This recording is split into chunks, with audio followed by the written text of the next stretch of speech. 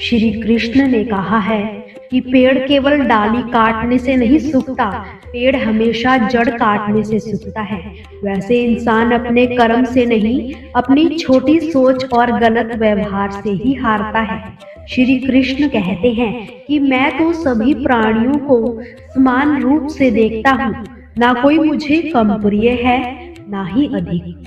श्री कृष्ण कहते हैं कि मेरे भी कई जन्म हो चुके हैं, तुम्हारे भी कई जन्म हो चुके हैं, ना तो ये तुम्हारा आखिरी जन्म है। प्रेम एक ऐसा अनुभव है जो मनुष्य को कभी भी परास्त नहीं होने देता, और घृणा एक ऐसा अनुभव है जो मनुष्य को कभी जीतने नहीं देता। प्यार व तकदीर कभी साथ नहीं चलती, क्योंकि जो तकदीर में होते हैं उनसे कभी प्यार नहीं होता, और जिससे हमें प्यार हो जाता है वो तकदीर में नहीं होता। श्री कृष्ण कहते हैं कि उम्मीद तकलीफ तो बहुत देती है, पर ना जाने क्यों इस दिल को फिर भी उम्मीद सी ही रहती है। बनावटी रिश्तों से बेहतर है आप अकेले ही रह लो।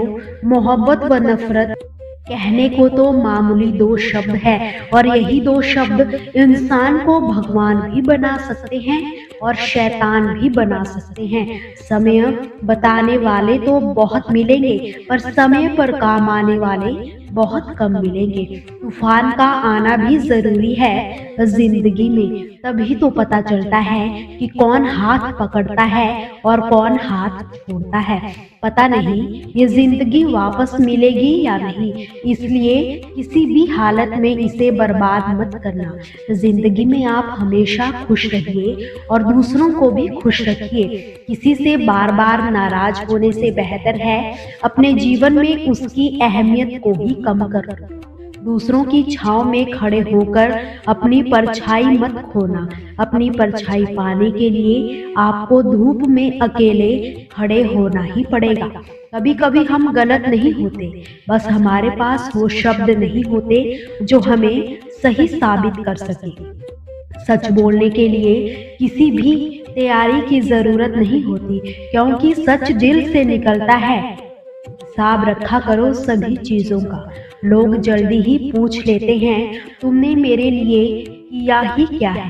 शांत बने रहो जब तक तुम्हारा सही वक्त ना आ जाए। कभी किसी का अपमान मत करो। आप शक्तिशाली हो ये अच्छी बात है, मगर ये वक्त आपसे भी शक्तिशाली है। जिंदगी का सबसे कड़वा सच, अच्छी चीजें आसानी से नहीं मिलती। अगर कोई रिश्ता नहीं रखना चाहता तो खुद को उसकी जिंदगी से दूर कर लो, क्योंकि वक्त खुद ही सिखा देगा कदर करना। जिंदगी जीनी है तो तकलीफ तो होगी ही, वरना मरने के बाद तो जलने तक का भी एहसास नहीं होता। सभी को खुश रखना जिंदा मेंढकों को तराजू में तोलने जैसा मुश्किल काम है। एक को बिठाओ तो दूसरा कूद जाता है। जिस दिन आप अपनी हंसी के मालिक बन जाओगे तो आपको कोई भी नहीं रुला सकता। खुद को इतना काबिल बनाओ, जो आपका मजाक उड़ाते हैं वही आपकी मिसाल दे। इज्जत से बढ़कर इंसान के लिए इस दुनिया में और कोई बड़ी चीज नहीं होती। जिसकी कोई इज्जत नहीं करता, जिसकी हर जगह बेइज्जती ही होती रहती है, वो तो जिंदा ही मुर्दों के समान होता है।